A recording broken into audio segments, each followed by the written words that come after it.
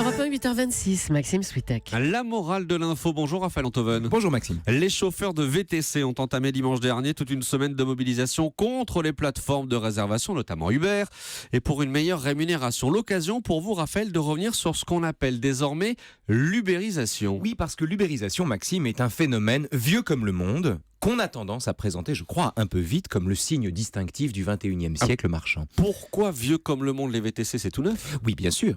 Mais le geste d'ubériser, Max, précède de très loin l'invention des VTC. Quand Machiavel suggère aux princes d'enjamber les puissants, ce qu'il appelle les puissants, pour s'adresser directement au peuple, et quand cette suggestion est reprise par les candidats du peuple autoproclamés qui font campagne contre les méchantes élites, on assiste à de l'ubérisation politique.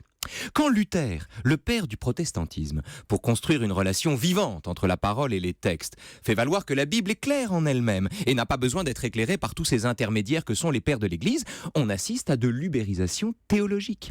Uber n'est pas un phénomène récent, c'est le nom récent qu'on donne à un phénomène ancien. Et c'est pour ça que d'après vous, après Tartuffe, Kleenex, Frigidaire, Uber appartient au cercle étroit des noms propres qui deviennent très vite des noms communs? Mais bien sûr, Uber n'est entré si vite dans le vocabulaire courant que parce qu'il manquait un mot jusqu'ici pour désigner le comportement qui consiste, depuis la nuit des temps, à enjamber les intercesseurs. Et du coup, pour une fois, Maxime, c'est le présent qui permet de penser le passé et d'en observer les mécanismes. Comment ça? Eh bien, de même qu'un candidat du peuple autoproclamé est un tyran caché qui se présente comme un parfait démocrate alors qu'en éliminant les puissants, il se donne à lui-même un pouvoir illimité, ou de même que, sous l'alibi de soustraire la Bible à la tutelle des docteurs de la foi, certains protestants ont développé, malgré Luther, une lecture hyper dogmatique des textes sacrés, et bien de même, sous le prétexte d'accroître les libertés du prestataire et du consommateur, Uber fabrique de la servitude des deux côtés. De la servitude, carrément. Écoutez, numéro 1.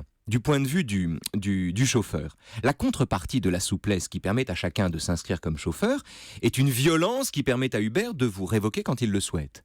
Et du point de vue du consommateur, la contrepartie d'un monde sans intermédiaire, c'est l'ombre tutélaire d'un ogre tout noir, insaisissable et omniprésent, qui se nourrit des consommateurs eux-mêmes en modifiant ses tarifs à l'envi tout en restant bien à l'abri derrière son drôle de prénom.